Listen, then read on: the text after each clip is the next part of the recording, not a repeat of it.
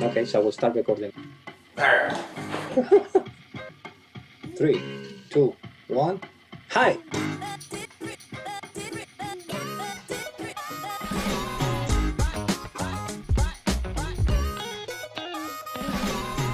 Hey, this is Todd, and welcome to this episode of Beards and Beers.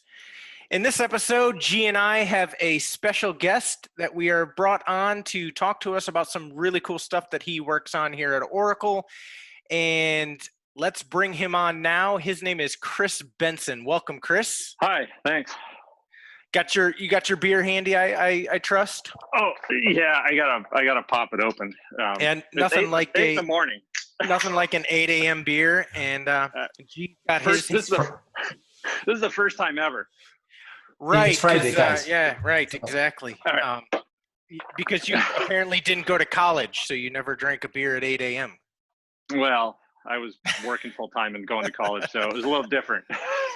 So, Chris, you have a unique project that we brought you on to talk about today. But before we get into that, why don't you tell our viewers first of all, where you're from, where you're at, and what you do here at Oracle. And let's try to keep it.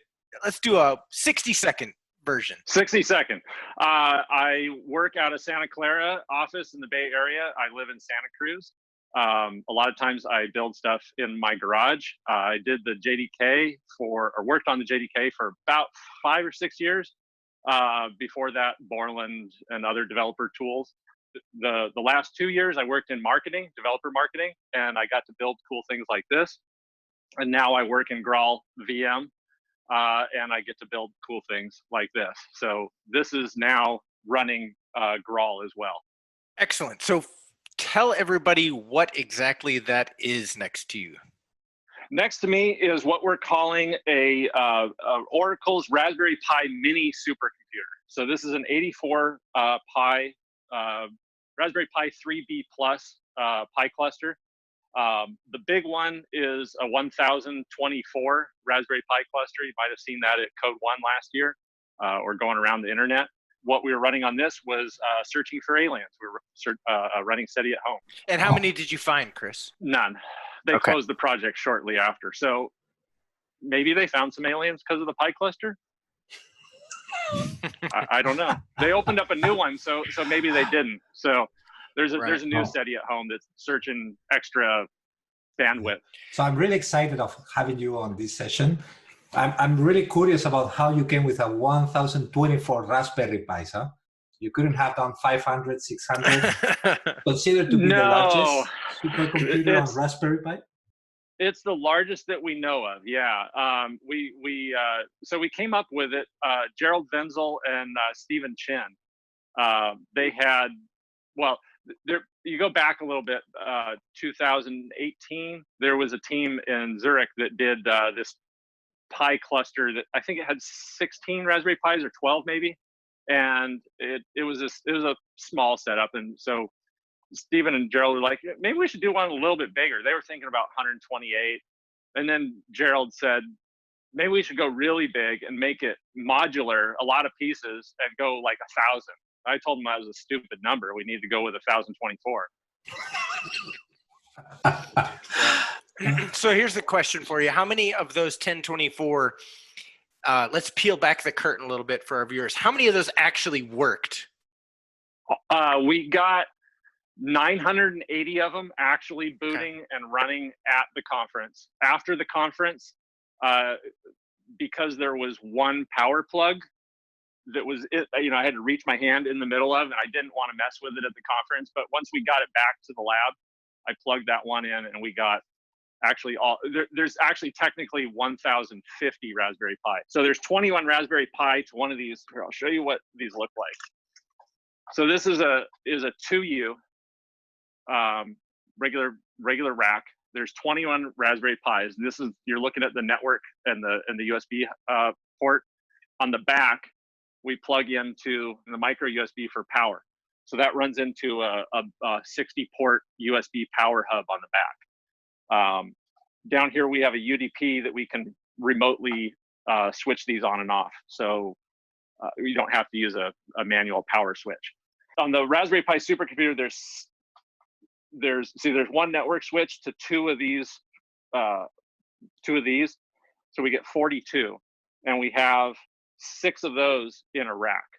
And we have 4 racks. One of the racks has 7, so you can do the math. It turns out to 1,050. For this Raspberry Pi cluster, we needed to add cooling, and so I printed these out, and fans mount to the back. So there's 5 fans on each one of these. Then these slide on a piece of aluminum. So you have 21 of these, and then these end brackets bolt on the end right there, and that's what you get for. That's Very backwards. cool. It goes on the other side. You just mentioned that we should have done the cooling on the supercomputer. Does it mean that you were just using by default the fans on top of the rack and not adding any cooling behind the Raspberry Pis? Yeah, so there's been a lot of questions about, hey, add cooling, various different things. So we were trying to go for not passive cooling, but there's no heat sinks on here. We tested heat sinks. Most of the heat sinks you get for Raspberry Pi, oddly enough, they're just a little sticker, and they stick on, and they don't add any thermal cooling. They actually are an insulator. Wow. So it'll go up a few degrees, and especially when you have a lot of Pi, it goes up even more. Yeah, when I have a lot of Pi, I typically want to take a nap, but right. That's what everyone wants to do. How much time does the Raspberry Pi cluster stands up? If I turn it on? How long will it run forever? I mean, is it going to overheat and you have to shut it down? Is it this one will run pretty much forever because it has the cooling.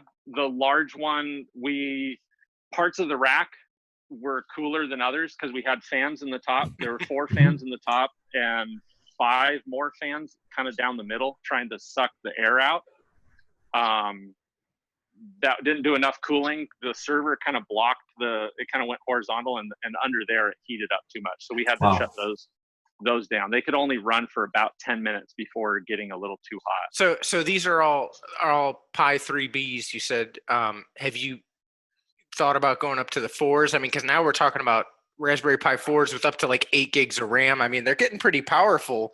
Yeah, the price is going to go up, but I mean, they're getting up there with what, the specs that they're shipping with these things nowadays. Have you thought about going up to one of those? I thought about it. Yeah. It would increase the cost quite a bit. And we'd have to either build a new one or, take out the Pi and swap them out. And we could do that. It just depends on, what we're trying to accomplish. These are demonstration units, so we can demonstrate what we run in the cloud. Like we run Oracle Linux on the whole thing. Every Pi is network booting, so there's no SD cards. There's Java running on it. We're running Graal, so it's running even faster and with native image. This is actually the third one. So we have the large one. We have one small mini Pi that went to London, and it's actually stuck there because of COVID. And then I had the parts to build another one, so I built this in my garage during COVID. So Chris, before we kind of wrap things up here, tell everybody, do you have a blog, or are you filming any videos? Where can people follow on the progress of your project here and kind of keep tabs with what's going on and what you're building next, and what you're going to be doing with these awesome supercomputers or these clusters? So there ends up being a lot of blogs, typically written by other people on Oracle developers. So I'll probably be writing some on the Oracle developers blog. Then you can check on Twitter, the Java Twitter channel or the Oracle developers Twitter channel. I have my own Twitter channel at Chris Bensen. And then I also have a personal blog. When I was building the Raspberry Pi supercomputer, I posted to there. That's chrisbensen.blogspot.com. Awesome. Well, Chris, we really appreciate you coming on to this episode and sharing a little bit about what you're working on. It's been really great to learn more about it, and always great to see you as usual. And G, any last words for us? Well, let's go to the next one. I want to deep dive on more technical stuff, huh? Sounds good. Stay tuned. In the next episode, we're going to take a little deeper dive on everything with Chris here, and thanks for joining us. Take care. Cheers.